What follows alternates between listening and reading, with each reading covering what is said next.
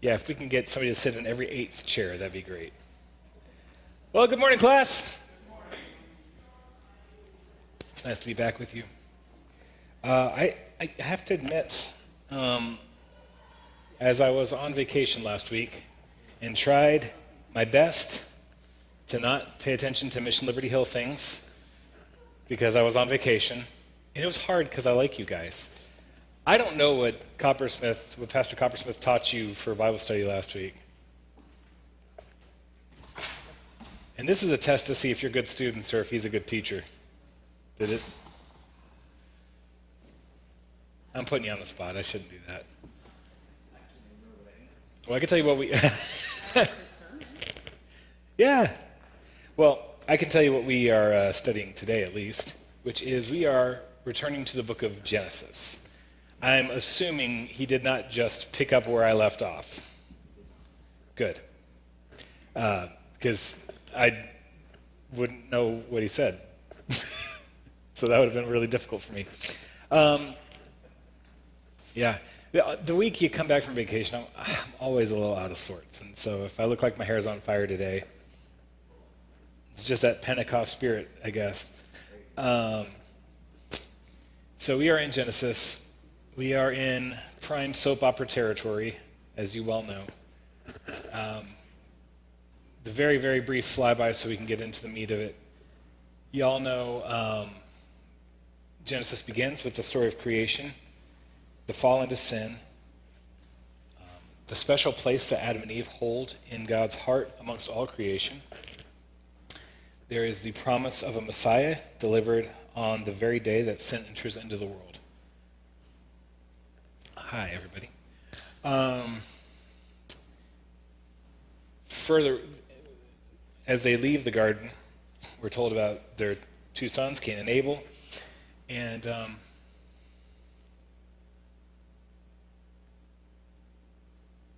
immediately we get murder from jealousy. We also can see that sacrificial worship to God is already going on. It's already just part of what they do, which I find interesting, because it would be easy to imagine that's like a religious evolution that comes along over time, or that it's a product of temple or tabernacle worship, all that kind of stuff. But no, already straight away, before the first, as a prerequisite to the first story after the fall into sin, they're already engaging in sacrificial worship. From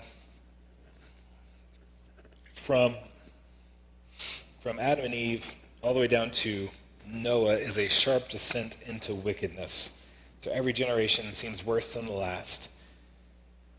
Lamech deserves special mention as being a particularly wicked guy who wants to extract vengeance 77-fold for any offenses against him. Notably also, he's the first person recorded to have two wives. And I pointed that out early as there are branches of Christianity, certainly because they claim a common origin through Abraham, Islam, that are all for polygamy. While I would say we do see examples of it in the Bible, even amongst non-villainous people, it's always messy, and it's not, I believe, God's design. It's not the kind of thing that is outlawed, but at the same time, it is rarely, if ever, a positive. We follow the line down to Noah. Things are very, very wicked. God wipes out all the creatures except for enough of all the creatures to repopulate the earth. And the only humans that survive are Noah and his immediate family. So Noah, his wife, his 3 sons, and their 3 wives. And right after they get off the ark, again, we see fracturing within the family. We see trauma, all kinds of stuff. Noah's descending into substance abuse, potentially. Whether that's a habitual thing or whether it was just a one-night indiscretion, who knows? It's not told to us that way. From there, we get the story of the Tower of Babel. The Tower of Babel, I think, is very significant for our day, as we've discussed before, in the sense that it is an endeavor by humans to unite mankind through technology and to assure their place into perpetuity. Also, there seems to be I don't want to make too much of it, because I don't think the story makes too much of it, but the idea that the tower can ascend all the way to heaven seems to also sort of say, well, we can supplant the need for God with our own innovation. I don't know if any of that sounds relevant to our modern day. I do actually know. That was an ironic comment, but maybe y'all need some coffee. It's fine. Anyways, I think the Tower of Babel is a very important story for us today, and maybe you want to review that. God frustrates their plans and confuses their languages, and the peoples are scattered. And you basically go from that essentially straight into the lineage leading to Abram, who later becomes Abraham. And that's where the meat of where we are, and much of the book will take place. God calls Abraham out of his own at the age of 75. I preached to you guys about this a couple weeks ago, actually. It came up in the sermon as well as the Bible study. Wherein I said, you are not too old to keep growing. Like you can keep growing in faith your whole life. And that's certainly true of Abraham. He really had a significant time of growth from the ages of 75 to 130. Okay, now knowing that he lived to 130, I guess when God called him at 75, he was barely middle-aged. Or upper middle-aged, I guess. So he and Sarah travel to parts unknown. They encounter all kinds of people. Abram is often fearful and protects his family through guile and deceit, which is not necessary. He becomes rich through his association with the Egyptians, and henceforth he never takes the riches of any other people because he doesn't want to be entangled with them, reputationally or otherwise. He and his nephew Lot sort of split up the area in which they go to, and Lot finds his way to the local people's cities, places that, at least in our modern day, we look back on as bastions of wickedness. But Lot makes a home there, and not ostensibly with the purpose of helping them come to righteousness and faith. I don't know how much we want to rehearse all the adventures of Abraham. He does rescue Lot eventually. Lot goes out on his own with his daughters. His wife doesn't make it. His daughters' fiancés, they're not actually sons yet. They're not actually husbands yet. Their fiancés don't even want to leave, so it's just Lot and his two daughters. Abram and Sarai are getting impatient with God, and Sarai says to Abram, well, why don't you take, God promised you descendants. He didn't promise me descendants. Why don't you take my Egyptian servant Hagar to be your wife, and then, maybe you can get some babies through her. And he does. He gets Ishmael. And that was not what God was saying. God clarifies, no, Sarah, the promise is for you too. And once Sarah finally does conceive and have a child, she names him Isaac because she laughed at God's promises. And that laughter has sort of a multifaceted meaning to it.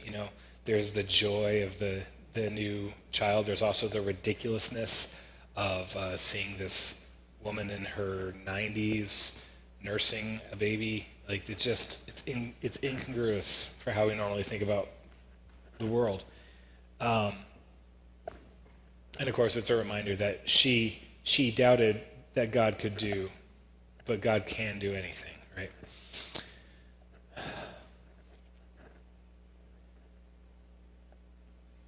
Isaac and Ishmael are not going to get along. Sarah and Hagar not going to get along. So Ishmael and Hagar are sent away.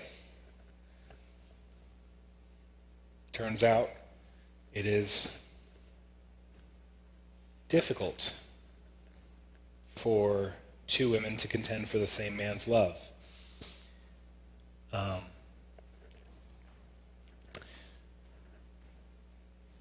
Isaac is raised as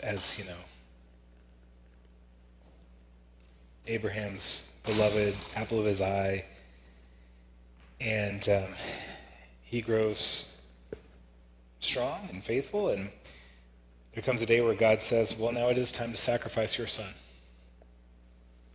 Now we all know, although Abraham is willing to do it, God doesn't actually make him go through with it. He provides a substitution, right? And this story kind of shows us two different angles of the story of Jesus on the cross. On the one hand, you see the love and the pain of the Father offering up his Son for sacrifice. But then you also see God's grace and mercy as he offers a substitute, right? So those are two different angles of the cross that you get to see. As a little side note, y'all should know this about me already, but in our house, we like the Lord of the Rings very much. And J.R.R. Tolkien is a man who is deeply suffused in the gospel. He has great love for God. And echoes of the Christ story are all over the story of the Lord of the Rings. And the reason I bring it up is because, much like the story of Abraham sacrificing Isaac, it's not like a one-to-one identification. So like sometimes you'll look at the returned king as the Christ figure. Sometimes you'll look at the hobbit who bears the ring to Mount Doom as a Christ figure. Sometimes you'll look at the wizard as a Christ figure. That doesn't mean that Tolkien was confused about who Christ is, right? It just means that at different times you're getting different glimpses of different aspects of the story. And that's kind of how the sacrifice of Isaac works as well. So at the beginning, we kind of see God the Father's heart, and at the last, we get to put ourselves in the place of Isaac and say, oh, how merciful for God to offer up a sacrifice in my place. Right? So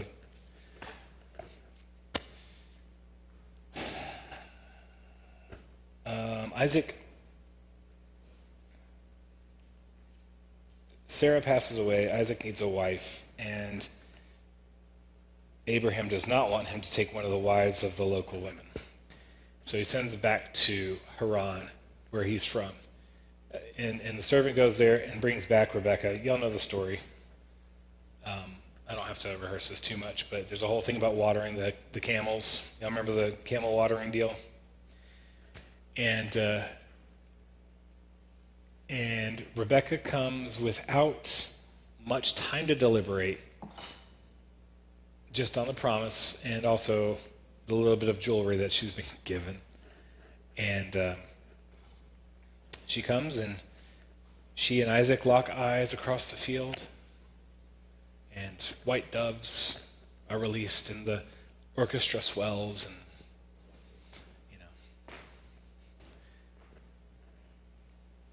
fast forward,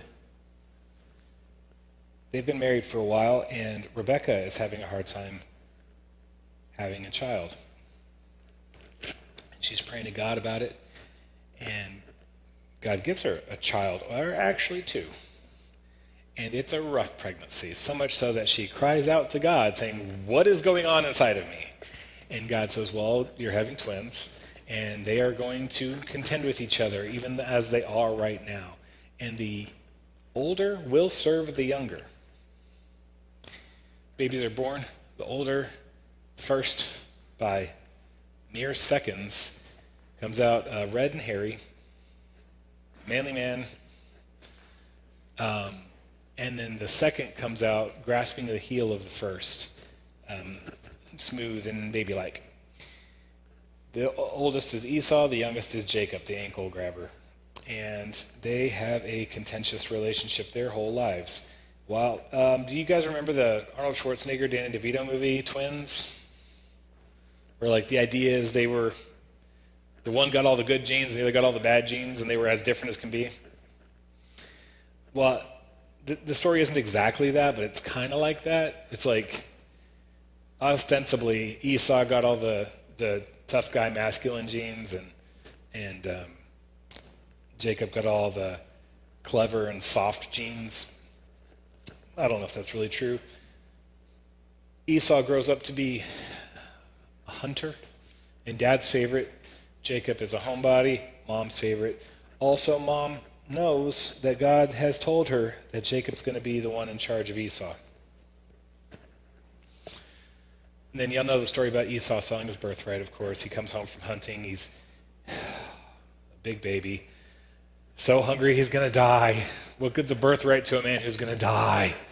So he sells his birthright for some stew. And then he's mad about it. But he did it. As if Jacob made him do it. But again, Jacob's not really being a good brother either here. Fast forward to Isaac getting old in age. His eyesight's starting to fail. He knows his time is short, and he wants to make sure he...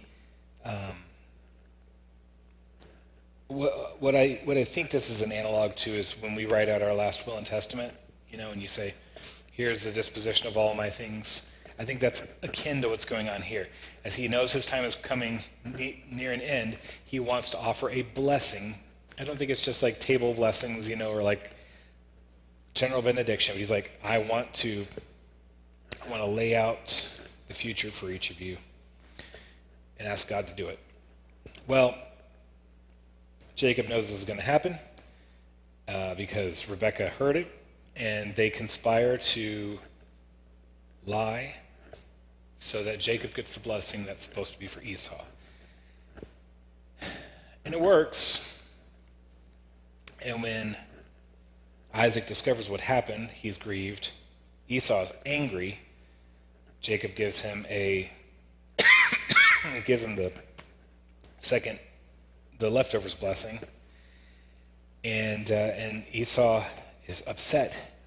And he says to other people, or at least to himself out loud, I can't wait until Dad dies so I can kill my brother. That will make me feel so much better. Okay, well, Rebekah hears about that, and she says, we got to get you out of here, Jacob. We got to get you I'm going to send you to Haran, where you can hide out. You're going to go to the house of Laban and hide out until your brother cools down, which means you're going to wait until your dad dies. You won't be here for that. You won't get to grieve him in the normal ways. You won't get to bury him. You'll be gone for that. And then sometime after that, hopefully, your brother will relax, and then you can come home. It's an indeterminate, he's buying a one-way ticket, right? Because you don't know when the return trip's going to be. But a pretext would be nice, because it's better if you can make Isaac think it's his idea. So Rebekah says to Isaac, hey, I was just thinking, Esau's got 2 wives. We don't like them very much because they're local girls and they're kind of gross. But maybe it's time to think about getting Jacob a wife. Well, I guess we could send him back to Haran. He could go to Laban's house, and worked out well for me. What a great idea, honey. Let's send Jacob to Laban's house. Right? Jacob goes. And that brings us more or less up to current in our Bible study for today. So Jacob gets to Laban's house, and as he approaches, there's a whole thing about he opens the well so that this beautiful shepherdess can water her cattle. Her name's Rebecca. She's from Haran, part of Laban's house, and she's beautiful. And isn't this kind of how mom and dad met? It's kind of magical. Roles are reversed a little bit, but I think we got something going on here. So he goes to the house of Laban and says, hey, I want to marry Rachel. And he agrees to work for 7 years to earn her hand. And those 7 years fly by as if they're nothing, because he's so in love. And so they have a wedding feast. And that night, when it's time for the wedding to be made official, in the dark tent, Laban delivers up his daughter as promised. His other daughter. And Jacob marries her in the biblical sense. And now he's committed to her. And also he's pretty upset because Leah is not who he fell in love with. Leah is not the woman that he worked for all these years. To which Laban responds, well, in my country, right? Like around these parts, we don't go marrying off the younger daughter before the older daughter. So you got the older daughter. You want the younger daughter? Another 7 years. I don't know why he talks like that. So he works another 7 years. And he marries Rachel. And I believe last week we got to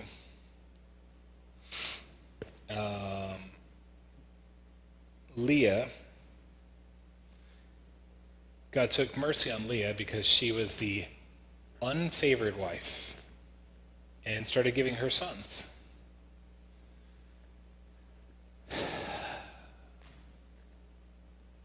I feel so uncomfortable saying phrases like unfavored wife. This isn't what godly marriage is supposed to be like. And so it's a mess. So she starts having sons. And she has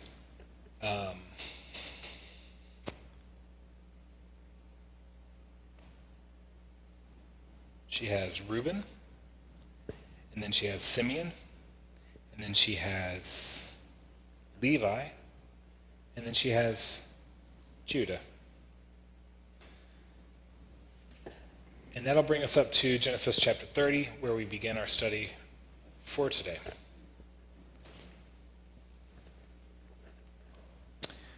When Rachel saw that Leah, bore Jacob, when Rachel saw that Rachel bore Jacob no children, she envied her sister.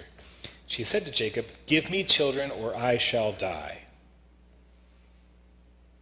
I don't know if that's a threat or if she's just being hyperbolic. I think it's probably the latter. Jacob's anger was kindled against Rachel, and he said, "Am I in the place of God who has withheld from you the fruit of the womb?" Okay, so just to clarify what's going on, you got to read between the lines a little bit. It sounds as though from Jacob's response that he is contributing his portion to making babies with Rachel. Had he not had that response, we might go, oh yeah, well maybe Jacob's just favoring Leah all this time.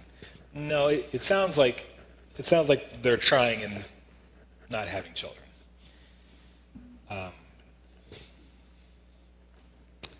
Then she said, "Here's my servant Bilhah. Go into her that she can give birth on my behalf, that even I may have children through her."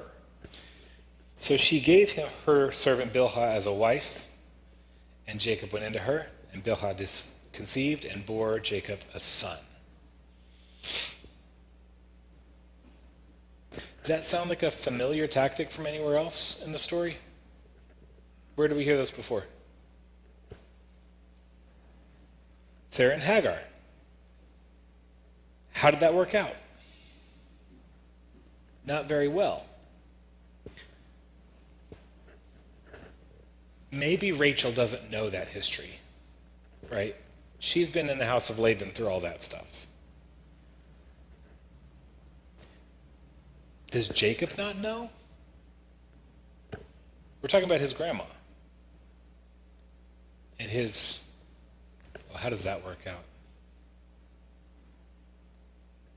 Half grandp? No. I don't know the rubric for this. What is Ishmael to him? It's not a half father, that's not right. Half uncle? How does that work? I don't know. Right. Yeah. Yeah. But this is not generations removed,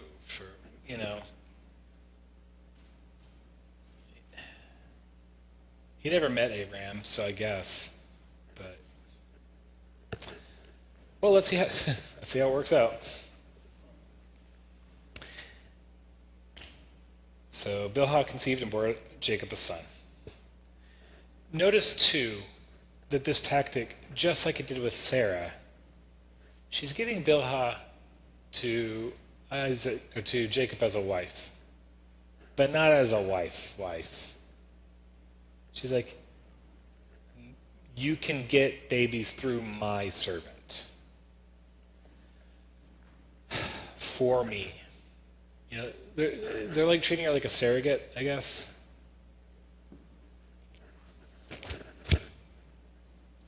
They all live in the same house.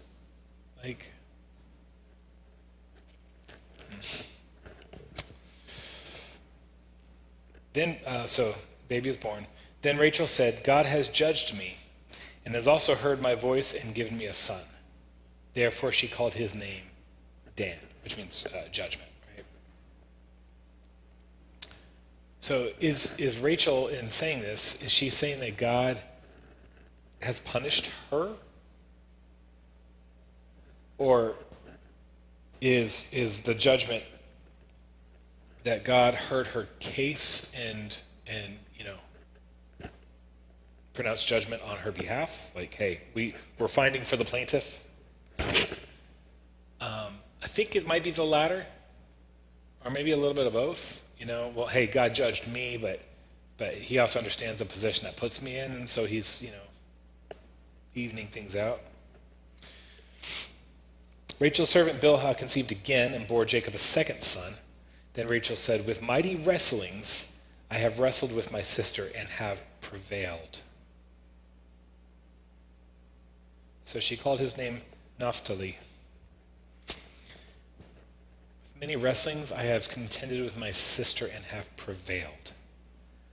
Does this sound like a loving family? Does it sound healthy to you?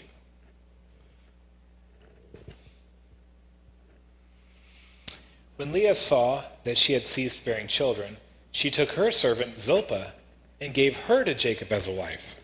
Then Leah's servant Zilpah bore Jacob a son. And Leah said, good fortune has come. So she called his name Gad. Leah's servant Zilpah bore Jacob a second son. And Leah said, happy am I, for women have called me happy. So she called his name Asher. People don't sound happy.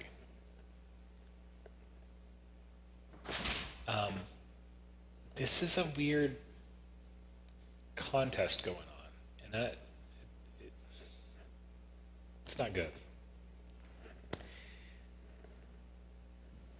This is going to sound like we've broken the chain, but we haven't. We're still in the same series of thoughts here.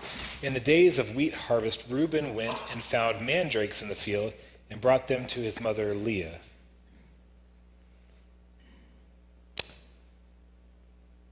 Please give me some of your son's mandrakes. So Rachel said to Leah, please give me some of your son's mandrakes. But she said to her, is it a small matter that you have taken away my husband? Would you take away my son's mandrakes as well? Rachel said, he may lie with you tonight in exchange for your son's mandrakes. Okay. What's the deal with mandrakes? Most likely, commentators think, most likely this was thought to be a fertility medication, like something to help with infertility, or maybe just something to just help with fertility, right? Does it work? I don't know. But that's what they were doing at the time, seems like. When Jacob came from the field that evening, Leah went out to meet him and said, "You must come in to me, for I have hired you with my son's mandrakes."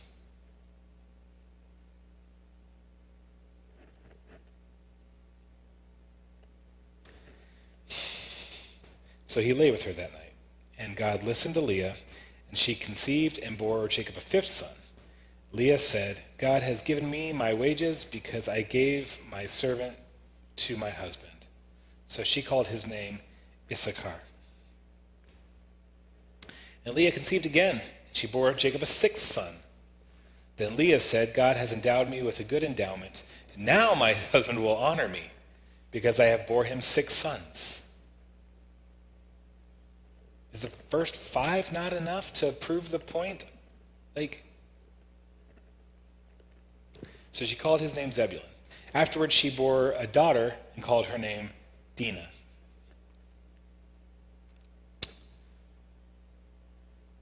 Then God remembered Rachel and listened to her and opened her womb, and she conceived and bore a son and said, "God has taken away my reproach." And she called his name Joseph, saying, "May the Lord add to me another son." Sounds like a nice ending, but then, again, God gave her a son, and she names him, "Thank you, may I have some more?" I would like another son, please. As soon as Rachel had borne Joseph, Jacob said to Laban, "Send me away, that I may go to my own home and country. Give me my wives and my children, for whom I have served you, that I may go. For you know the service that I have given you." But Laban said to him, "If I have found favor in your sight, I have learned by divination that the Lord has blessed me because of you. Name your wages, and I will give it." Okay.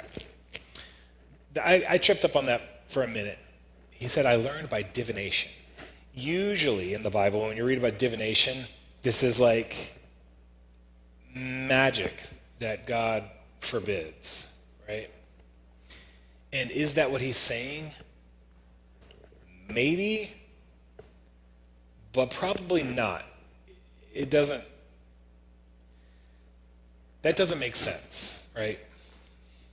What I think is being said here, I'll explain why that doesn't make sense in a second.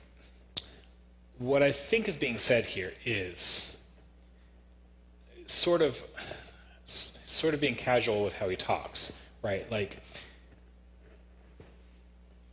I've read the signs. I know why I'm doing well here, right?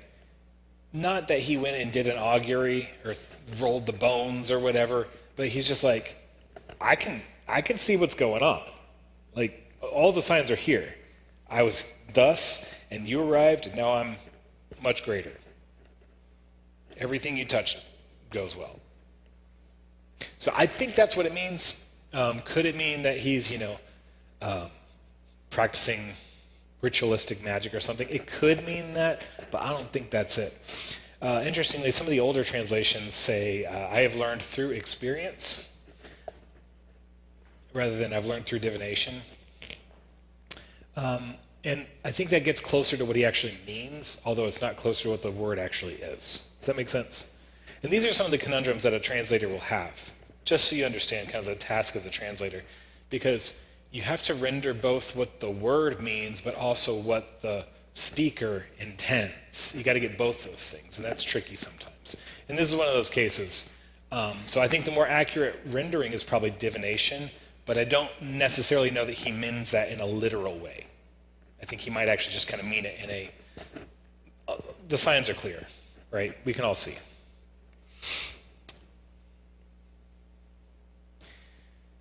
Jacob said to him, "You yourself know how I have served you, and how your livestock has fared with me. For you had little before I came," ooh, sick burn, "and it has increased abundantly, and the Lord has blessed you wherever I turned. But now, when shall I provide for my own household also?" He said, "What shall I give you?" Jacob said, "You shall not give me anything. If you'll do this for me, I will again pasture your flock and keep it. Let me pass through all your flock today, removing from it every speckled and spotted sheep and every black lamb, and the spotted and speckled among the goats, and they shall be my wages. So my honesty will answer for me later. When you come, look into my wages with you.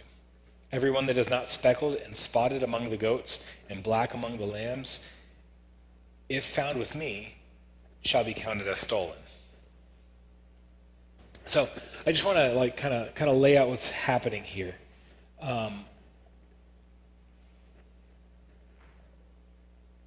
Y'all are, I guess, probably familiar with the idea of branding cattle, right? So you sear in their flesh a mark that says, "This is my cow," right? And so if somebody tries to steal your cattle, you can say, "Well, no, look at the brand," right? What's being proposed here is something not so different. What Jacob is asking for is, first of all, the least valuable of all the livestock, and there's probably a lesser number of them. I just want the spotted and speckled and streaked ones. I want the imperfect ones. You can keep the perfect ones. And we'll separate them into two herds, and that way you can tell, because the speckled ones are not going to produce, in further generations, they're not going to produce the pure coated ones. Right? So you'll be able to tell just by looking at my flocks that I have not taken anything that's rightly yours. So it was a way of carving out a small bit for himself, while at the same time making it easy to tell that it's honest, right?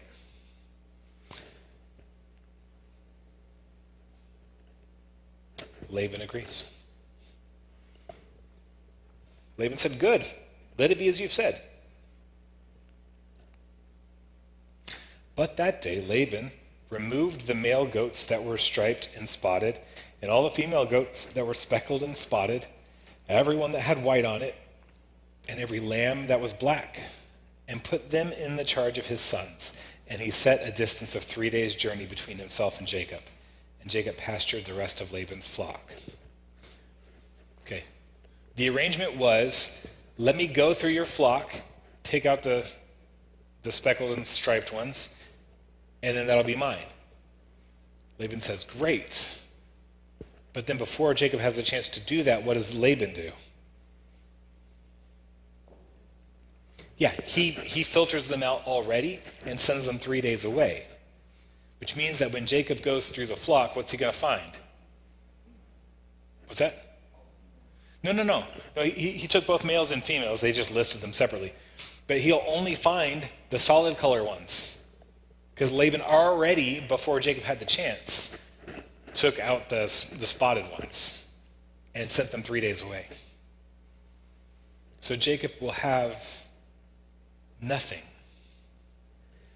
Now, I can see two motivations for this, or maybe Laban's just banking on either of them being fine. First motivation could be, well, Jacob gets nothing of mine, I get to keep all my good stuff, right?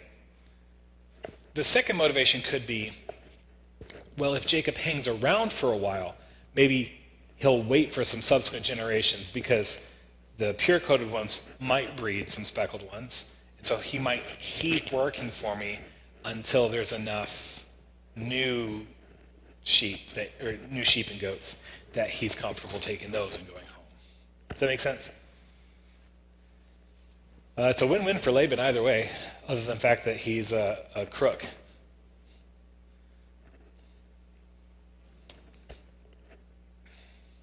Do you think Jacob noticed?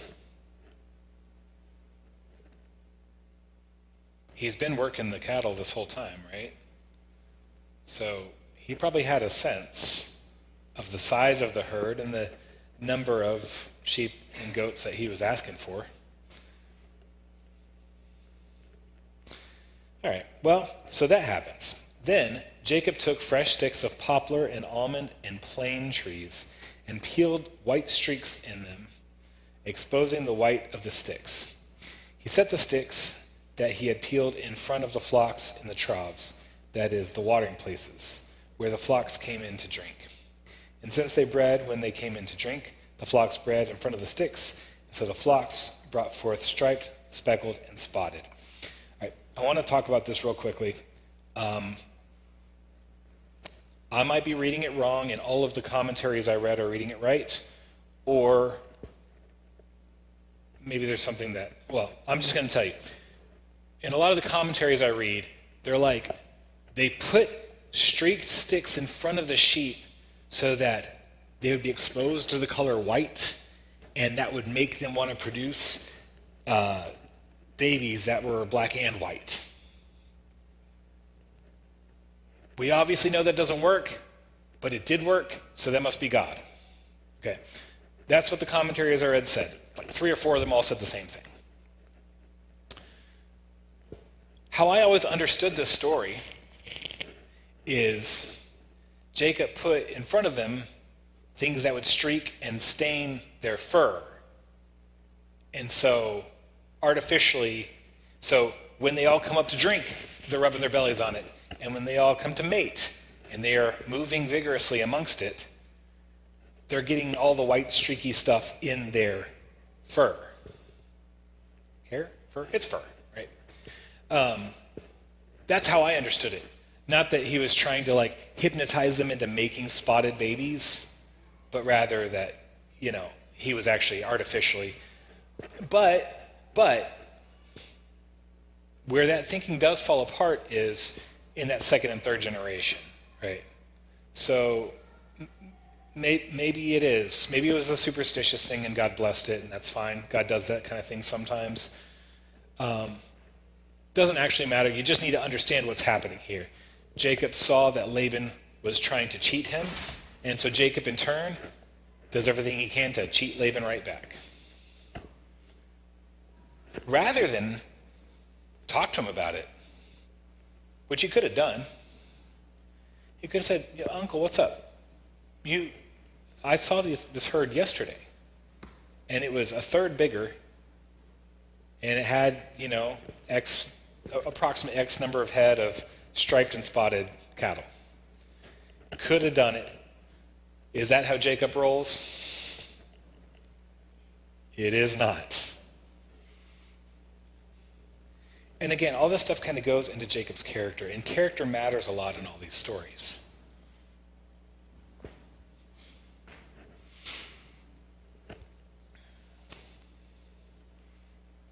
30, verse 40. Jacob separated the lambs and set the faces of the flocks toward the striped and all the black in the flock of Laban. He put his own droves apart, and did not put them with Laban's flock.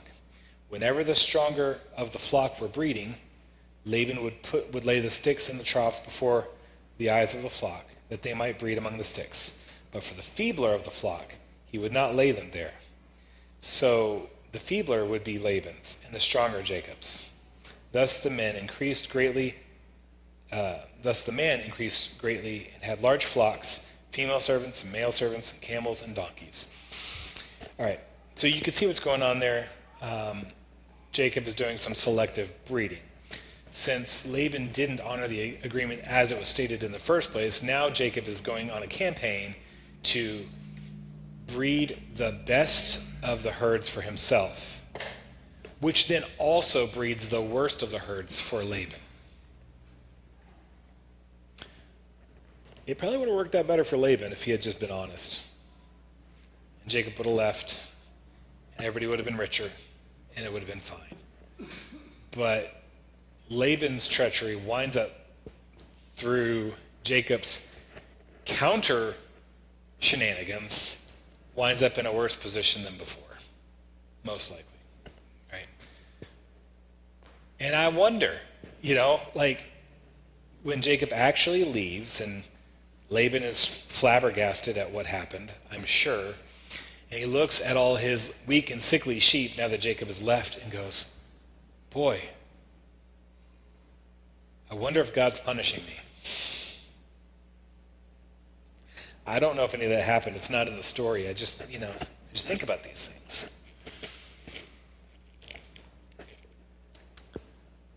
So Jacob has served for a long, long time.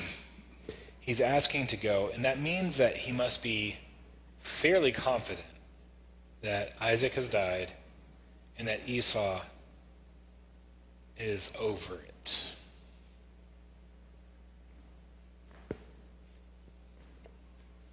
Or maybe just over the years, Jacob's memory of things has faded a bit, and he's not so worried about Esau anymore. I guess we'll see. When they finally meet up together.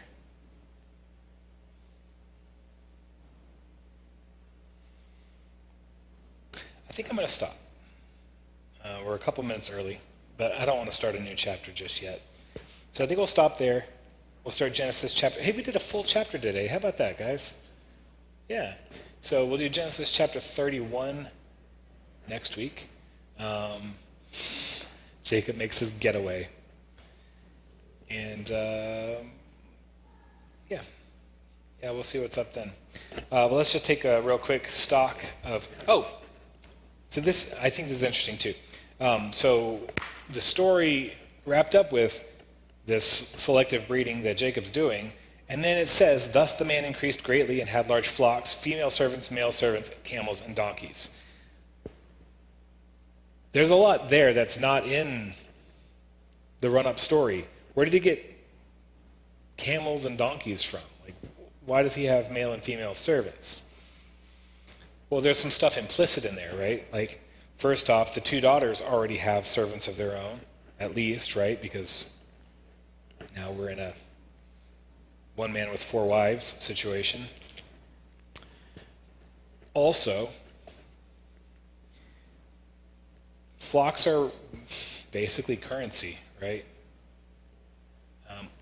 I don't know, because we haven't read about coinage yet. I don't know when coinage gets innovated, but it's likely that much of the world is still running on barter. So if you've got a good, healthy flock, you can just convert that into various other kinds of wealth. And so I think that's implicit as to what's happened here. So Jacob fled to Haran, we all know, to get away from his murderous brother. However, through that time, God, and we'll see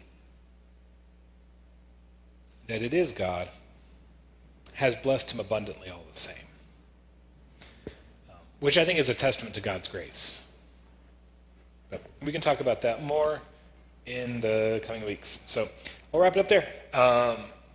That's Genesis chapter 30, all done. 31 next week. We've got church coming up in 10 minutes, so freshen up your coffee or do whatever you need to do and come on back.